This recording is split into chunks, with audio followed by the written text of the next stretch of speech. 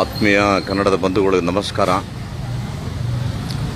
ನಾನು ಹಿಂದೆ ರಾಜ್ಯಸಭೆಯಲ್ಲಿ ನಮ್ಮ ಕನ್ನಡ ಚಿತ್ರರಂಗಕ್ಕೆ ಆಗ್ತಾ ಇದ್ದಂಥ ಅನ್ಯಾಯಗಳ ಬಗ್ಗೆ ಅಲ್ಲಿ ಪ್ರಶ್ನೆಯನ್ನು ಮಾಡಿದ್ದೆ. ನನ್ನ ಒಂದು ಕಾಳಜಿ ನನ್ನ ಒಬ್ಬನ ಬಗ್ಗೆ ಅಲ್ಲ, ನನ್ನ ಕಾಳಜಿ ಉದ್ಯಮದ ಬಗ್ಗೆ. ಇವತ್ತು ಕನ್ನಡ ಚಲನಚಿತ್ರ ರಂಗದಲ್ಲಿ ಒಂದು ಸಿನಿಮಾ ಇವತ್ತು ರಿಲೀಸ್ ಆಯಿತು ಅಂದರೆ ಇಮಿಡಿಯೇಟ್ ಒಂದು ಶೋ ಮುಗಿತಾ ಇದ್ದಂಗೆ ಆ ಚಿತ್ರ ಇವತ್ತು ಆನ್ಲೈನಲ್ಲಿ ಬಿಡುಗಡೆ ಮಾಡ್ತಿದ್ದಾರೆ. ಹೇಗಾಗ್ತಿದೆ ಗೊತ್ತಿಲ್ಲ, ಎಲ್ಲರೂ ಡೌನ್ಲೋಡ್ ಮಾಡ್ತಿದ್ದಾರೆ, ನೋಡ್ತಾ ಇದ್ದಾರೆ. ಎರಡು ವಿಷಯನ ನಿಮಗೆ ಹೇಳ್ತೀನಿ. ಕಷ್ಟಪಟ್ಟು ಒಂದು ಒಳ್ಳೆಯ ಚಿತ್ರ ಮಾಡಬೇಕು, ಮತ್ತು ಇದು ಉದ್ಯಮ. ನಾವು ಇದು ಚಿತ್ರ ಮಾಡಿ ನಮಗೆ ನಿರ್ಮಾಪಕರಿಗೇನು ಬೆನಿಫಿಟ್ಸ್ ಇಲ್ಲ, ಬರೀ ನಾವು ಸಂತೋಷಕ್ಕೆ ಮಾಡ್ತೀವಿ ಅನ್ನೋ ಮಾತನ್ನು ನಾನು ಬಳಕೆ ಮಾಡೋದಿಲ್ಲ. ಇಟ್ಸ್ ಎ ವ್ಯಾಪಾರ. ಎಲ್ಲ ಭಾಷೆಗಳಲ್ಲೂ ವ್ಯಾಪಾರ ಇದೆ. ಇದು 80 ವರ್ಷದ ಸಿನಿಮಾ ರಂಗ, ಇಡೀ ಭಾರತೀಯ ಚಿತ್ರರಂಗ. ಒಳ್ಳೆ ಚಿತ್ರ ಮಾಡಿದ್ರೆ ಜನಕ್ಕೆ ಇಷ್ಟ ಆದರೆ ನೋಡ್ತಾರೆ, ಇಲ್ಲ ಅಂದರೆ ರಿಜೆಕ್ಟ್ ಮಾಡ್ತಾರೆ. ಇದು ಅವತ್ತಿಂದನೂ ನಾವು ನೋಡ್ಕೊಂಬಂದಿದ್ದೀವಿ. ಆದರೆ ಈಗ ನಿಮಗೆ ಪಿಕ್ಚರ್ ರಿಲೀಸ್ ಆಗಿದ ತಕ್ಷಣವೇ ಮಾರ್ನಿಂಗ್ ಶೋ ಆದಮೇಲೆ ನಿಮಗೆ ಬಿಟ್ವೀನ್ 2 ಗಂಟೆಯಿಂದ 4 ಗಂಟೆ ಒಳಗಡೆ ಇಡೀ ರಾಜ್ಯದಲ್ಲಿ ನಿಮಗೆ ಎಲ್ಲ ಮೊಬೈಲಲ್ಲೂ ಫಿಲಮ್ ಬರ್ತದೆ ಅಂದರೆ ಥಿಯೇಟ್ರಿಗೆ ಯಾರೂ ಬರೋದಿಲ್ಲ. ಯಾಕಂದರೆ ನಮ್ಮ ಕೈನಲ್ಲೇ ಮೊಬೈಲಲ್ಲೇ ನಾವು ನೋಡ್ಕೋತೀವಿ ಅನ್ನೋ ಸಿಸ್ಟಮ್ ಇದೆ. ನೋಡೋರ್ಗೆ ಅನ್ನಿಸ್ಬೋದು ನಮ್ಮ ಮೊಬೈಲಲ್ಲಿ ಬರ್ತಾ ಇದೆ, ನಾನು ನೋಡ್ತಾ ಇದ್ದೀನಿ.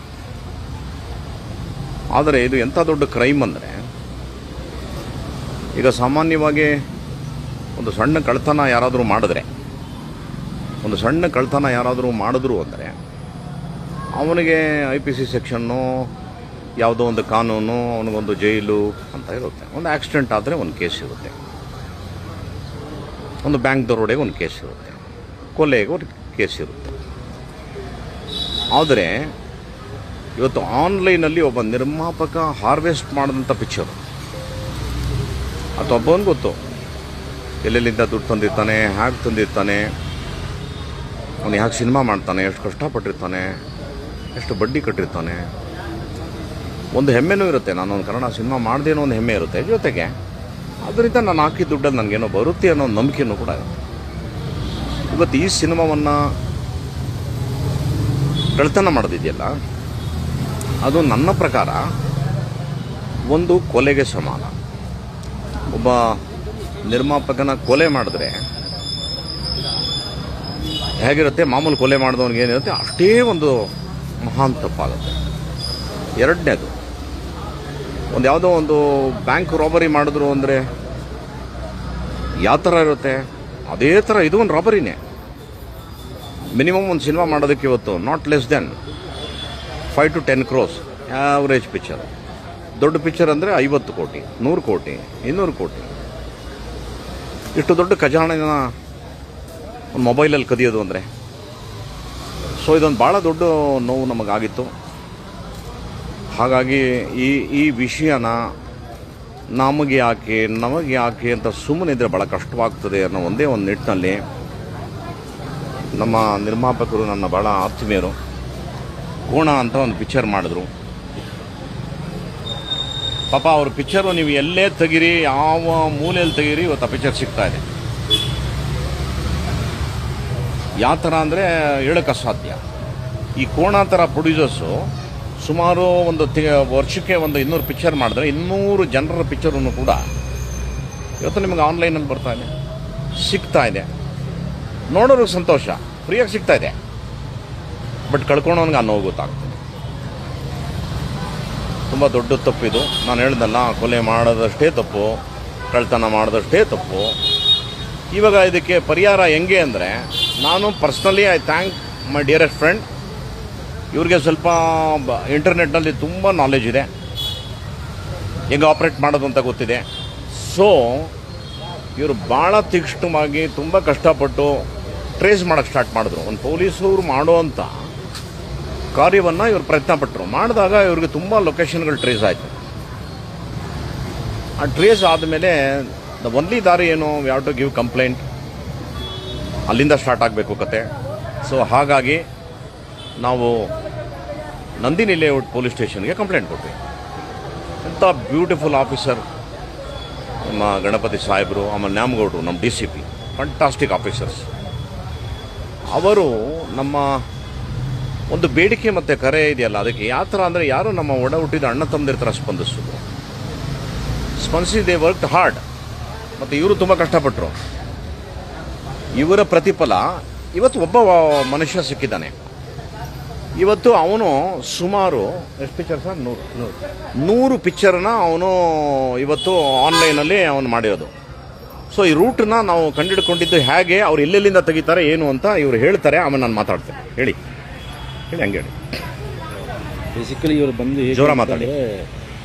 ಈಗ ನಾವು ಇಷ್ಟು ದಿವಸ ಮೇನ್ ಪ್ರಾಬ್ಲಮ್ ಇರೋದು, ಇಷ್ಟು ದಿವಸ ಪೈರಸಿ ಎಲ್ಲಾನು ನಡೆಯುತ್ತೆ, ಅದು ನಡೀತಾನೆ ಇರುತ್ತೆ ಅಂತ ಹೇಳಿ ಎಲ್ಲ ಬಿಟ್ಟಿರೋದ್ರಿಂದ ಇವ್ರು ಏನು ಮಾಡ್ತಾ ಇದ್ದಾರೆ, ಇನ್ಸ್ಟಾಗ್ರಾಮ್ ಆಗಿರ್ಬೋದು, ವಾಟ್ಸಪ್ ಆಗಿರ್ಬೋದು, ಫೇಸ್ಬುಕ್ ಆಗಿರ್ಬೋದು, ಎಲ್ಲದರಲ್ಲೂ ನಮ್ಮ ಫಿಲಮ್ನ ನಾವು ಮಾರ್ಕೆಟಿಂಗ್ ಮಾಡೋದಕ್ಕಿಂತ ಚೆನ್ನಾಗಿ ಇವ್ರು ಮಾರ್ಕೆಟಿಂಗ್ ಮಾಡಿ ಅದನ್ನು ಟೆಲಿಗ್ರಾಮಲ್ಲಿ ಹಾಕೋದು ಮತ್ತು ಇದರಲ್ಲಿ ಯಾವುದು ವಾಟ್ಸಪ್ ಗ್ರೂಪ್ಗಳಲ್ಲಿ ಹಾಕೋದು, ಇದನ್ನೆಲ್ಲ ಮಾಡ್ತಾ ಇದ್ದಾರೆ. ಇದು ಏನು ಅಂತಂದರೆ, ಇದು ಒಂದು ರೂಟ್ ನಾವು ಹಿಡಿದು ಇದನ್ನು ಮಾಡಲಿಲ್ಲ ಅಂತಂದರೆ ಎಂಟೈರ್ ಇಂಡಸ್ಟ್ರಿ ನನಗನ್ಸೋದು ಕೊಲಾಪ್ಸು. ಕನ್ನಡ ಚಿತ್ರರಂಗ ನಾಮಾವಶೇಷ, ಉಳಿಯೋದು ಕಷ್ಟ ಅಂತ ಸಿನಿಮಾ ಮಾಡೋಕ್ಕಾಗಲ್ಲ. ಜೊತೆಗೆ ಇವ್ರದ್ದು ಆರ್ಗನೈಸ್ಡ್ ವೇ ಇದೆ. ಮುಂಚೆ ನಾವೀಗ ಏನು ನಮ್ಮ ಹತ್ರನೂ ಆ್ಯಂಟಿ ಪೈರಸಿ ಟೀಮ್ ಇದೆ. ಆ್ಯಂಟಿ ಪೈರಸಿ ಟೀಮ್ ಇತ್ತು ಅಂದರೂ ಅದು ಕೆಲಸ ಬರೀ ಡಿಲೀಟ್ ಮಾಡೋದು ಅಷ್ಟೇ. ಇದನ್ನು ಎಲ್ಲಿಂದ ರೂಟ್ ಕಾಸಲ್ಲಿ ಇವರು ತೆಗಿತಾ ಇದ್ದಾರೆ, ಇದನ್ನೆಲ್ಲ ನಾವು ಮಾಡಿ ಇದನ್ನು ತೆಗೆದಾಕ್ತಿಲ್ಲ ಅಂತಂದರೆ ಇವತ್ತಿಗೆ ಒಂದು ಸ್ಟೇಜಿಗೆ ನಾವು ಬಂದಿದ್ದೀವಿ ಅಂತಂದರೆ ನಮ್ಮ ಪೊಲೀಸ್ ಇಲಾಖೆ ಆಗಿರ್ಬೋದು, ಸರ್ ಆಗಿರ್ಬೋದು, ಫಿಲಮ್ ಇಂಡಸ್ಟ್ರಿ ಆಗಿರ್ಬೋದು, ಎಲ್ಲರೂ ಸಪೋರ್ಟ್ ಮಾಡಿದಿಗೆ ಇವ್ರನ್ನ ಟ್ರ್ಯಾಕ್ ಡೌನ್ ಮಾಡ್ಕೊಂಡು ಇವತ್ತಿಗೆ ಸಿಕ್ಕಿದ್ದಾರೆ. ಸೊ ಇದು ಕಂಟಿನ್ಯೂಸ್ ಪ್ರೋಸೆಸ್ ಆಗಿದ್ದ ಕ್ಯಾನ್ಸರ್ ಥರ ಕಂಟಿನ್ಯೂಸ್ ಪ್ರೋಸೆಸ್ ಆಗಿ ಇದನ್ನು ನಾವು ತೆಗೆದಾಕ್ಲಿಲ್ಲ ಅಂದರೆ ಕನ್ನಡ ಇಂಡಸ್ಟ್ರಿ ಇದ್ರ ಉಳಿಯೋದು ಕಷ್ಟ. ಸೊ ಇವ್ರದ್ದು ಎಲ್ಲ ಲೊಕೇಶನ್ ಸಿಕ್ಕಿತ್ತು. ಮತ್ತು ರಾಜಾರೋಷವಾಗಿ ಇನ್ಸ್ಟಾಗ್ರಾಮಲ್ಲಿ ನಮ್ಮ ಮಾರ್ಕೆಟಿಂಗ್ ಮಾಡ್ತಾಯಿದ್ರು, ಫೇಸ್ಬುಕ್ಕಲ್ಲಿ ಹಂಗೆ ಮಾರ್ಕೆಟಿಂಗ್ ಮಾಡ್ತಾರೆ. ಇವ್ರದ್ದು ಕಂಟಿನ್ಯೂಸ್ ನಾವು ಸತತ 2 ತಿಂಗಳಿಂದ ಇವ್ರು ಫಾಲೋ ಮಾಡಿ ಇವ್ರದ್ದು ಎಲ್ಲ ಟ್ರ್ಯಾಕ್ ಡೌನ್ ಮಾಡಿದಾಗ ಇವಾಗ ನಮಗೆ ಒಂದು ಟೀಮ್ ಅನ್ನೋದು ಸಿಕ್ಕಿದೆ. ಇದೇ ಥರ ಇನ್ನೂ ಎಷ್ಟೋ ಟೀಮ್ ಇದೆ, 500 ಜನ ಇದ್ದಾರೆ. 500 ಜನ ಟೀಮ್ ಏನಾಗುತ್ತೆ, ಇವ್ರನ್ನ ಯಾರನ್ನೂ ನಾವೊಂದಂತೂ ಡಿಸೈಡ್ ಮಾಡಿದ್ದೀವಿ ಸರ್ದು ಸಪೋರ್ಟಿಂದ ಮತ್ತು ನಮ್ಮ ಪೊಲೀಸ್ ಇಲಾಖೆ ಸಪೋರ್ಟಿಂದ. ಯಾವುದೇ ಕಾರಣಕ್ಕೂ ಯಾರು ಡೌನ್ಲೋಡ್ ಮಾಡ್ತಿದ್ದೀರಾ, ಯಾರು ಫಾರ್ವರ್ಡ್ ಮಾಡ್ತಾಯಿದ್ದೀರಾ, ಯಾರು ಸೋಷಿಯಲ್ ಮೀಡಿಯಾದಲ್ಲಿ ಎಲ್ಲರೂ ಜೈಲ್ಗೆ ಈ ಮೂವಿ ಲಿಂಕು ಬಯೋಲಿದೆ, ಇದನ್ನು ನಿಮ್ಮನ್ನು ನಾವು ಖಂಡಿತ ಬಿಡೋದಂತೂ ಮಾತೇ ಇಲ್ಲ. ಡೌನ್ಲೋಡ್ ಮಾಡಿ ಇನ್ನು ಯಾರು ಫಾರ್ವರ್ಡ್ ಮಾಡ್ತಾಯಿದ್ದೀರಾ ಆ ರೆಕಾರ್ಡು ಟ್ರ್ಯಾಕ್ಗಳು ಇದೆ, ಅವರು ಎಲ್ಲರೂ ಇದೇ ರೀತಿ ಎಲ್ಲರೂ ಸೇರಬೇಕಾಗುತ್ತೆ. ಕಠಿಣವಾಗಿ 3 ವರ್ಷ ಏನು ಶಿಕ್ಷೆ ಆಗುತ್ತೆ ಅದನ್ನು ಕೊಡಿಸೋವರೆಗೂ ಅಂತೂ ಬಿಡಲ್ಲ ನಾವ್ಯಾರು. ಅಂದರೆ ಈಗ ಒಂದು ಹೊಸ ಅಮೆಂಡ್ಮೆಂಟ್ ಆಗಿದೆ. ಇದು ಮಾಹಿತಿಗೋಸ್ಕರ ನಾನು ಹೇಳ್ತೀನಿ. ಯಾವ ನಿರ್ಮಾಪಕರು ತಮ್ಮ ಸಿನಿಮಾನ ಆನ್ಲೈನಲ್ಲಿ ಕಳ್ತನಕ್ಕೆ ಒಳಗಾಗಿ ಅವ್ರ ಲೈಫ್ ಹಾಳಾಗೋಗಿದೆ, ಅವರು ಕಂಪ್ಲೇಂಟ್ ಮಾಡಿದಾಗ ನಮ್ಮ ಕರ್ನಾಟಕಕ್ಕೆ ಒಬ್ಬರು ನೋಡಲ್ ಆಫೀಸರ್ನ ಕೊಟ್ಟಿರ್ತಾರೆ. ನಾವು ಇನ್ ಡೀಟೇಲ್ ನೋಡಲ್ ಆಫೀಸರ್ಸ್ಗೆ ಕಂಪ್ಲೇಂಟ್ ಮಾಡಿ ಆ್ಯಸ್ ಪರ್ ನಾರ್ಮ್ಸ್ ನಾವು ಹೋದಾಗ ಯಾರ್ಯಾರು ಕಳ್ತನ ಮಾಡ್ತಿದ್ದಾರೆ ಕಡ್ಡಾಯ 3 ವರ್ಷ ಜೈಲು, ತಪ್ಪಿಸ್ಕೊಳಕ್ಕಾಗೋದಿಲ್ಲ. ಅದನ್ನು ಹೆಮ್ಮೆಯಿಂದ ಹೇಳ್ತೀನಿ. ಈ ಸರ್ಕಾರದಲ್ಲಿ, ರಾಷ್ಟ್ರ ಸರ್ಕಾರದಲ್ಲಿ ತಪ್ಪಿಸ್ಕೊಳಕ್ಕಾಗೋದಿಲ್ಲ. 3 ವರ್ಷ ಜೈಲಾಗುತ್ತೆ, ಖಂಡಿತ ಜೈಲಾಗುತ್ತೆ. ಫಾರ್ವರ್ಡ್ ಮಾಡೋರು ಮತ್ತು ಅದನ್ನು ಡೌನ್ಲೋಡ್ ಮಾಡೋರಿಗೆ ನಾನು ಭಾಳ ವಿನಯಪೂರ್ವಕವಾಗಿ ನಿಮ್ಮ ಒಬ್ಬ ಹಿರಿಯ ಅಣ್ಣನಾಗಿ ನಾನು ಪ್ರಾರ್ಥನೆ ಮಾಡ್ತೀನಿ, ದಯಮಾಡಿ ಮಾಡಬೇಡಿ. ಇದನ್ನು ತುಂಬ ದೊಡ್ಡ ದ್ರೋಹ. ನೀವೇನಾದ್ರು ಕಷ್ಟಪಟ್ಟು ಯಾವುದಾದ್ರು ಒಂದು ವ್ಯವಹಾರ ಮಾಡಿರ್ತೀರಿ, ಏನೋ ಒಂದು ದುಡ್ಡು ಇಟ್ಕೊಂಡಿರ್ತೀರಿ, ಯಾರಾದರೂ ನಿಮಗೆ ಫ್ರಾಡ್ ಮಾಡಿ ಆನ್ಲೈನಲ್ಲಿ ಕಳ್ತನ ಮಾಡಿಬಿಟ್ಟಾಗ ನಿಮಗೆ ದುಃಖ ಆಗುತ್ತೆ ಅಂದರೆ 100% ನಮಗೂ ಆಗುತ್ತೆ. ಇದು ಹೇಗೆ ಅಂದರೆ ಹೇಳೋಕ್ಕೆ ಅಸಾಧ್ಯವಾದಂಥ ನೋವಾಗ್ತದೆ. ಸ್ನೇಹಿತರೆ, ಈಗ ಅವನು ಯಾರು ಸಿಕ್ಕಿದ್ದಾನೆ ಕಾನೂನು ಪ್ರಕಾರ ನಾವು ಅವನ್ನ ಈಗ ತೋರಿಸೋಂಗಿಲ್ಲ ಲೈವಲ್ಲಿ. ಅವನು ಆಲ್ರೆಡಿ ಈ ಸ್ಟೇಷನಲ್ಲಿದ್ದಾನೆ, ಅವನಿಗೆ ಇಂಟ್ರಾಗೇಟ್ ಮಾಡಿದ್ದಾರೆ. ನೀವು ನಂಬಲ್ಲ, ಅವನ ಅಕೌಂಟಲ್ಲಿ ಎಷ್ಟಿತ್ತು ಸರ್ ಡಾಲರ್ಸಲ್ಲಿ ದುಡ್ಡು? $1,900 ಇತ್ತು. $1,900 ಅಂದರೆ ಆಲ್ಮೋಸ್ಟ್ 1,70,000 ಇದೆ. ಇಂಥವರು ಇಂಟು 500 ನೀವು ಕೌಂಟ್ ಮಾಡಿ. ಈ ಥರ ಎಲ್ಲ ಕಳ್ತನ ಮಾಡಿದವ್ರು ಎಲ್ಲರೂ ಕೂಡ ಆನ್ಲೈನಲ್ಲಿ ಡೌನ್ಲೋಡ್ ಮಾಡಿಬಿಟ್ಟು ಎಲ್ಲರಿಗೂ ಬಿಟ್ಟು ಸಿನಿಮಾನ ತೋರಿಸ್ಬಿಟ್ಟು ಎಲ್ಲರಿಗೂ ಒಂದು ಮೂಡ್ ಬಂದ್ಬಿಟ್ಟಿದೆ, ಏನು ಕನ್ನಡ ಸಿನಿಮಾ ಓಡಲ್ಲ, ಕನ್ನಡ ಸಿನಿಮಾ ಓಡಲ್ಲ, ಕನ್ನಡ ಸಿನಿಮಾ ನೋಡಲ್ಲ. ಅದು ಹೆಂಗೆ ನೋಡ್ತಾರೆ? ನಿಮ್ಮ ಪಿಕ್ಚರ್ ಚೆನ್ನಾಗಿಲ್ಲ. ಹಾಂ, ಅಕೌಂಟಲ್ಲಿ ಸಿನಿಮಾ ರಿವ್ಯೂ ಮಾಡೋಕ್ಕೂ ಒಂದು ಅಕೌಂಟ್ ಇದೆ. ಹಾಂ, ಸಿನಿಮಾ ರಿವ್ಯೂ ಮಾಡೋ ಅಕೌಂಟ್ ಇಟ್ಟಿದ್ದಾನಂತೆ ಅವನು. ಸಿನಿಮಾ ಚೆನ್ನಾಗಿದೆ ಇಲ್ಲ ಅಂತ ಅವನು ದುಡ್ಡು ಕೊಟ್ಟರೆ ಅದನ್ನು ಹೇಳ್ತಾನಂತ ಅವನು. ಸೊ ಹೀಗೆ ಹೇಳಿ ಹೇಳಿ ಇವತ್ತೆಲ್ಲ ಯಾರು ನೋಡ್ರಿ ಹೊರ ರಾಜ್ಯದವ್ರು ಯಾರೂ ಬಂದಿಲ್ಲ, ಎಲ್ಲ ನಮ್ಮ ಕನ್ನಡದ ಮಕ್ಕಳೇ.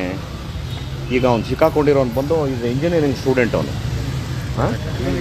ಬಿ ಮೆಕ್ಯಾನಿಕಲ್ ಸೆಕೆಂಡ್ ಇಯರ್ ಮಾಡ್ತಿರೋ ಹುಡುಗ ಅವನು ಇಂಥ ವಿದ್ಯಾವಂತರೇ ಇವತ್ತು ಇಂಥ ಒಂದು ಕೆಟ್ಟ ಚಾಳಿಗಳಿಗೆ ಹಿಡಿದುಬಿಟ್ರೆ ಹೆಂಗೆ ಆಗ್ತದಪ್ಪ? ಸುಮ್ಮನೆ ನೀವೆಲ್ಲ ನನಗೆ ತುಂಬ ದುಃಖ ಆಗೋದೇನು, ಪಾಪ ಸಿನಿಮಾ ಮಾಡಿಬಿಟ್ಟು ಯಾರೋ ಇತ್ತೀಚೆಗೆ ಒಬ್ಬ ನಟ ಹತ್ತಿದ್ದು ನೋಡಿ ನಂಗೆ ಭಾಳ ಬೇಜಾರಾಗ್ತದೆ. ಎಂಥ ಒಂದು ದೌರ್ಭಾಗ್ಯ ದಿನ ನೋಡ್ತಾ ಇದ್ದೀವಿ ನಾವು. ಈ ಥರ ಸಿನಿಮಾ ಮಾಡಿ ಹೇಳುವಂಥ ಪರಿಸ್ಥಿತಿ ಬಂದ್ಬಿಡ್ತಲ್ಲ. ಹಾಗಾಗಿ ಐ ಪ್ರಾಮಿಸ್ಡ್ ಎವ್ರಿ ಒನ್, ಇದೆಲ್ಲ ಸರಿ ಹೋಗೋವರೆಗೂ ನನ್ನನ್ನು ಯಾರೂ ಕರಿಬೇಡಿ, ನನಗಿಷ್ಟನೇ ಇಲ್ಲ ಅನ್ನೋ ಒಂದು ಮಾತನ್ನು ಹೇಳ್ಬಿಡಿದ್ದೀನಿ. I am not working. ತುಂಬ ಬೇಜಾರಾಗಿದೆ ಮನಸ್ಸಿಗೆ. ನನ್ನಂತೆ ಅನೇಕರಿಗೆ ಇವತ್ತು ಯಾವ ಮಟ್ಟಕ್ಕೆ ರಾಕ್ಲೈನ್ ಅಂತ ಒಬ್ಬ ದೊಡ್ಡ ಪ್ರೊಡ್ಯೂಸರ್ ಏನು ಹೇಳ್ತಾರೆ ಗೊತ್ತಾ? ಇವತ್ತು ಸಿನಿಮಾ ಮಾಡಿಲ್ಲ ಅಂದರೆ ಅದೇ ನಮ್ಮ ಲಾಭ ಅಂತ ಹೇಳ್ತಾರೆ. ಈ ಥರ ಆಗಿದೆ ಇವತ್ತೆಲ್ಲ. ಅಮಾಯಕರುಗಳು ಎಲ್ಲ ಬಂದು ಮಾಡಿ ಸಿಕ್ಕಾಕೊಂಡು ಈ ಥರ ಆಗ್ತಿದೆ. ಹಾಗಾಗಿ ನಮಗೆ ಬೇರೆ ನಮ್ಮ ತಂದೆ ತಾಯಿಗಿನ್ನ ನೀವು ಶ್ರೇಷ್ಠ. ನಾನು ಹೇಳ್ತೀನಿ ಕೇಳಿ, ನಿಮಗೆ ನನ್ನ ಗುಣ ಗೊತ್ತು, ನಾನು ಯಾವ ರೀತಿ ನೇರವಾಗಿ ಮಾತಾಡ್ತೀನಿ ಗೊತ್ತು. ನಾನು ಸತ್ಯ ಇದ್ದರೆ ಮಾತ್ರ ಬರ್ತೀನಿ, ಇಲ್ಲೇ ಅಂದರೆ ನಾನು ಬರೋದಿಲ್ಲ. ನನ್ನದೇ ಬೇರೆ ಲೈಫು ನಂದು. ನನಗೆ ತುಂಬ ನೋವಾಗಿದೆ. ಯಾಕಂದರೆ ಒಂದಲ್ಲ ಎರಡಲ್ಲ 40 ವರ್ಷ ನಾನು ಸಿನಿಮಾ ರಂಗದಲ್ಲಿ ಅನ್ನ ತಿಂದಂಥ ಮನುಷ್ಯ ನಾನು. ಹಾಗಾಗಿ ಅವನ ಮುಖನ ತೋರಿಸ್ಬಾರ್ದಂತೆ, ಅದು ಕಾನೂನು. ನಾಳೆ ಒಂದು ಮಾಧ್ಯಮದ ಮುಂದೆ ಆತನ ಕರ್ಕೊಂಬರ್ತಾರೆ. ಐ ಥಿಂಕ್ 11 ಗಂಟೆಗೆ ನಾಳೆ DCP ನಾರ್ತ್ ಅವರು ನ್ಯಾಮಗೌಡರು ಅವ್ರ ಆಫೀಸಲ್ಲಿ ಅವನನ್ನು ಕರ್ಕೊಂಬರ್ತಾರೆ. ಈ ಥರ ಸುಮಾರು 400ರಿಂದ 500 ಜನ ಈಗ ಆನ್ಲೈನಲ್ಲಿ ರೆಡಿ ಇದ್ದಾರೆ. ನನ್ನ ಬ್ರದರ್ಸ್ಗಳಿಗೂ ಹೇಳ್ತಾ ಇದ್ದೀನಿ, ಬಿ ಕೇರ್ಫುಲ್, ವಿಲ್ ಕಮ್. ನಾವು ಟ್ರೇಸ್ ಮಾಡ್ತೀವಿ. ತುಂಬ ಕಷ್ಟ ಇದೆ. ನಾವು ಇಲ್ಲೇನಾಗಿದೆ, ಇದು ಅಭ್ಯಾಸ ಆಗೋಗ್ಬಿಟ್ಟಿದೆ. ಹೋಗಲಿ ಬಿಡಿ ಏನೋ ಆಗಿದೆ, ಏನೋ ಮಾಡ್ತಾರಂತೆ ನೋಡ್ತಾರಂತೆ ಅಂತ ನಾವು ಯಾವ ಮಟ್ಟಕ್ಕಿದ್ದೀವಿ ಅಂದರೆ ಕಡೇ ಮನುಷ್ಯನವ್ರಿಗೂ ಹೋಗೋಣ, ನನಗೂ ಬೇಜಾರಾಗಿದೆ, ಅಟ್ಲೀಸ್ಟ್ ಈ ಥರ ಆದರೂ ಒಂದು ಸಣ್ಣ ಸೇವೆ ಮಾಡೋಣ ನಮ್ಮ ನಿರ್ಮಾಪಕರಿಗೆ ಅಂತ ಟ್ರೈಂಗ್ ಮೈ ಲೆವೆಲ್ ಬೆಸ್ಟ್. ಇದಕ್ಕೆ ಸಹಕಾರ ಕೊಡಬೇಕಾಗಿದೆ ಯಾವುದೂ ನೀವು, ನನ್ನ ಅಣ್ಣ ತಮ್ಮದಿರು ನೀವು. I love you man. ದಯಮಾಡಿ ಸಹಾಯ ಮಾಡಿ ನಮಗೆ, ನಮ್ಮ ಉದ್ಯಮಕ್ಕೆ ಸಹಾಯ ಮಾಡಿ. ನಾವೆಲ್ಲ ಸುಮಾರು ವರ್ಷ ಮೆರೆದಾಯಿತು, ಮುಂದಿನ ಮಕ್ಕಳು ಮೆರಿಲಪ್ಪ, ಆಶೀರ್ವಾದ ಮಾಡಿ. ಎಲ್ಲರ ಪಿಕ್ಚರ್ ಓಡಿದ್ರೆ ತಾನೆ. ಎಷ್ಟು ಜನ ಮಕ್ಕಳಿಗೆ ಆಸೆ ಇದೆಯಲ್ವಾ, ನಾನು ಆ್ಯಕ್ಟ್ರ್ ಆಗಬೇಕು, ಕ್ಯಾಮ್ರಾಮನ್ ಆಗಬೇಕು, ಡೈರೆಕ್ಟ್ರ್ ಆಗಬೇಕು. ನೀವೆಲ್ಲ ಸಹಾಯ ಮಾಡಿದ್ರೆ ಅಂಥವರೆಲ್ಲ ಬರ್ತಾರೆ, ಇಲ್ಲಾಂದರೆ ಕಷ್ಟ ಇದೆ. ಹಾಗಾಗಿ it's my prayer. Thank you so much. ಅವನ್ನ ತೋರಿಸೋಂಗಿಲ್ಲ. ನಾಳೆ 11 ಗಂಟೆಗೆ ಅವನ್ನ ಪ್ರೊಡ್ಯೂಸ್ ಮಾಡಿ ಕೋರ್ಟ್ಗೆಲ್ಲ ಮಾಡ್ತಾರೆ. ಇನ್ನು ಮಿಕ್ಕಿದ್ದು ಯಾರ್ಯಾರು ಇದ್ದಾರೆ, they have taken it as A challenge. ನಾವು ಹೋಮ್ ಮಿನಿಸ್ಟ್ರನ್ನು ಮೀಟ್ ಮಾಡ್ತಾ ಇದ್ದೀವಿ, ಚೀಫ್ ಮಿನಿಸ್ಟ್ರನ್ನು ಮೀಟ್ ಮಾಡ್ತೀವಿ. ನಮ್ಮ ಉದ್ಯಮನ ಕೂಡ ಜಾಯ್ನ್ ಆಗ್ತಾರೆ ನಾಳೆ ಎಲ್ಲರೂ. ಎಲ್ಲ ಪ್ರೊಡ್ಯೂಸರ್ಸು, ಡೈರೆಕ್ಟರ್ಸು ಎಲ್ಲರೂ ಬರ್ತಾರೆ. Make it a big issue. ಇದನ್ನು ತೊಗೊಂಡೋಗ್ತೀವಿ, ಎಲ್ಲಿವರೆಗೂ ಆಗ್ತದೆ ಅಲ್ಲಿವರೆಗೂ ತೊಗೊಂಡೋಗ್ತೀವಿ. ಕಾನೂನು ಜೊತೆಗೆ ಹೋಗ್ತೀವಿ. ಸೊ ಒಂದು ಲಾಸ್ಟು ರಿಕ್ವೆಸ್ಟ್ ಮಾಡಿ ನನ್ನ ಮಾತು ಮುಗಿಸ್ತೀನಿ. ದಯಮಾಡಿ ಯಾರ್ಯಾರು ಮಾಲ್ ಪ್ರಾಕ್ಟೀಸ್ ಮಾಡ್ತಾಯಿದ್ರಲ್ಲ, ದಯಮಾಡಿ ಇಲ್ಲಿಗೆ ಎಂಡ್ ಮಾಡಿ. ತುಂಬ ದೂರದವರೆಗೂ ಬರ್ತೀವಿ ನಾವು. ನಮಸ್ಕಾರ. Thank you. ನನ್ನ ಮಾತು ಕೇಳಿದ ಎಲ್ಲರಿಗೂ ಧನ್ಯವಾದ. ನಮಸ್ಕಾರ. Love you.